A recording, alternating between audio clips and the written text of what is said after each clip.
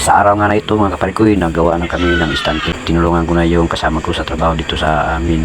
Nagawa kami ng istante kasi alam ko naman talaga yung gawa ng istante at tinulungan ko na sila. At ito na pare ko, lahat ng trabaho pare ko na alam ko na talaga yan kasi yung malit pa ko, nagsama-sama ko sa tatay ko paggawa ng kahit anong gawain sa bahay. Alam ko na maglalaba po ako ng damit at saka magbaho po ako ng baboy. May alaga po kaming baboy mga kapatid ko at saka palagi kaming pupunta sa bukid namin. Tumulong ako, mag-aani kami ng niyog namin. Kasama ko yung tatay ko at saka nanay ko at marunong po ako gawa ng kahit anong gawain sa bahay, lalo na yung mga cabinet. Alam ko yan kahit konti lang yung mga trabaho ko.